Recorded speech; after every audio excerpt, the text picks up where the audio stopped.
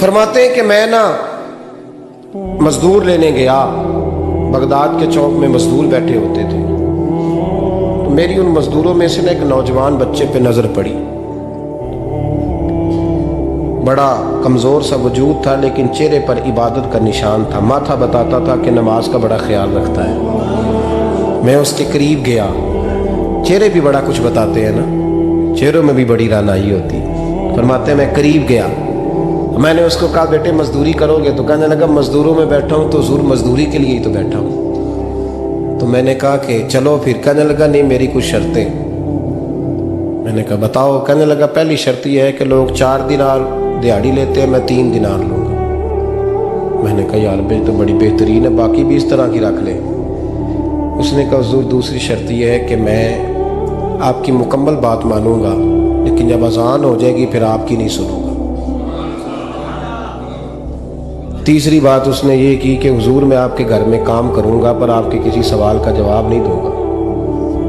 کہتے میں نے کہا یار تو بڑا عجیب ہے، شرطیں تو مالکوں کی ہوتی ہیں۔ کہنے لگا جی بہرحال میں شرطیں لگا کے جاتا ہوں۔ فرماتے ہیں میں اسے گھر لے آیا، کام میں نے اس کو بتایا تو جو کام مزدور سارے دن میں کرتا ہے نا اس نے 2 گھنٹے میں کر دیا۔ ہمارے مزدور سگریٹ پینے میں بھی تو آدھا گھنٹہ لگاتے ہیں، وہ چائے پینے جائیں تو پونا گھنٹہ وہاں۔ ان کو بھی تو دیانتداری کرنی چاہیے کہ نہیں کرنی چاہیے؟ نے معاہدہ کیا ہے نا جی تو پورا اترنا چاہیے نا۔ کہتے 2 گھنٹے میں۔ اب کام جب بندہ شروع کراتا ہے تو کام اور نکل آتا ہے۔ کہتے کام میں نے اس کو اور بتا دیا، وہ کرنے لگا۔ اس نے مٹی نکال کے رکھی تھی باہر رستے میں، تو اذان ہو گئی زور کی، اس نے وہیں کدال چھوڑی کئی اور چلنے لگا۔ تو میرا بیٹا کہنے لگا اس کو ذرا برابر کر دو۔ کہنے لگا چپ کر جا، تیرے باپ سے بات ہوئی تھی، جب اذان ہوتی ہے تو میں کسی اور کی نہیں سنتا، صرف اللہ رسول کی سنتا ہوں۔ کہتے ہیں مسجد چلا گیا، نماز پڑھ کے آیا تو دوپہر کا وقت تھا۔ میری بیوی کہنے لگی اس کو کھانا کھا لے۔ کہتے ہم نے کہا کھانا کھا لو، تو کہنے لگا میں نے روزہ رکھا، رمضان بھی نہیں تھا، نفلی روزہ رکھا۔ فرماتے ہیں شام ہوئی، میں نے 3 دینار دیے تو میں نے کہا تیرا نام کیا ہے؟ کہنے لگا میں نے آپ سے کہا تھا میں کسی سوال کا جواب نہیں دوں گا۔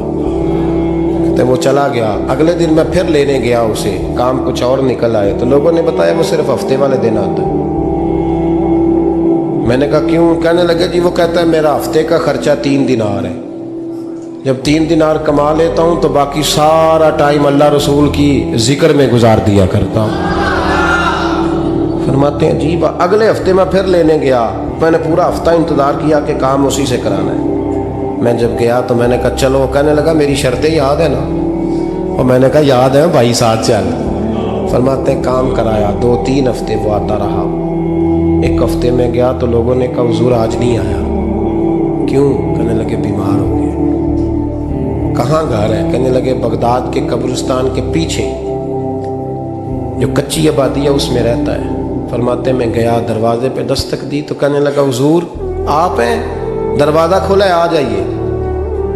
فرماتے ہیں میں اندر گیا تو میں نے کہا تمہیں کیسے پتہ چلا میں آیا ہوں؟ کہنے لگا حضور اللہ والے ہو، آپ نہیں آنا تھا، ورنہ امیر تو غریبوں کا پتہ لینے کوئی نہیں آتے۔ کہتے میں قریب گیا تو کہنے لگا میں آپ کا انتظار کر رہا تھا، تیز بخار ہے، تپ رہا۔ جیب سے کچھ پیسے نکالے، کہنے لگا یہ پیسے رکھ لیں۔ ایک انگوٹھی نکالی، کہنے لگا حضور آج رات کو میرا انتقال ہو جائے گا، ان پیسوں کا کفن خرید کے صبح جنازہ پڑھ کے مجھے دفن کر دینا، اور جب دفن کرو تو یہ انگوٹھی لے کے عصر کے بعد ہارون رشید کے پاس جانا، آپ اسے کہنا میں نے ملنا ہے پر وہ آپ کو ٹائم نہیں دے گا، آپ اس کو آواز دیجئے گا کہ تیری ایک امانت ہے میرے پاس، پھر وہ آپ سے ملے گا تو انگوٹھی دے دیں، پھر آپ میری طرف سے فارغ ہیں۔ حضرت فرمانے لگے تیرا نام؟ اور کہنے لگا حضور وقت تھوڑا ہے، آج رات میں نے جانا ہے، بڑی لمبی معافی مانگنی ہے رب کریم سے، اگر مناسب سمجھے تو مجھے اپنے رب سے تنہائی کر دے دیں۔ فرماتے ہیں میں آ گیا پر اس کی باتوں نے مجھے ساری رات سونے نہیں دیا۔ فرماتے ہیں صبح بڑی مشکل سے سورج نکلا، میں گیا دروازے پہ ہاتھ رکھا تو دروازہ کھلا ہوا تھا، اندر داخل ہوا تو خوشبوئیں میرا استقبال کر رہی تھی، جب چہرے سے کپڑا ہٹایا تو اس کا تو انتقال ہو چکا۔ इंतकाल हो चुका है, ऐसे जैसे किसी का दीदार करके सोया। कहते मैं तो 2 आदमी ले गया था जनाजे पे, पर पता नहीं दुनिया किधर किधर से आई, कहां कहां से। अखां जदों मीटियां जमाना मैनू रोवेगा, अपना ते अपना बेगाना मैनू रोवेगा। फरमाते हैं मैं तो 2 बंदे ले गया था, पर पता नहीं मखलूक कहां कहां से आई। जनाजा पड़ा, दफन किया। हारून रशीद के पास में असर के बाद गया, मैंने बुलाना चाहा पर बादशाह था, मेरी तरफ देखा ही नहीं। मैंने उसको कहा तेरी एक अमानत मेरे पास है। फरमाते हैं मुझे कोने पे ले गया, क्या बात है, कमरे में बुलाया, मैंने अंगूठी दी। हारून रशीद तो चीखे मारने लगा, कहने लगा अंगूठी वाला कहाँ है? मैंने कहा वो तो इंतकाल कर गया। कहने लगा मुझे कब्र पे ले चल। कहते मैं कब्र पे लाया तो वो लेट गया, तड़प के रोने लगा।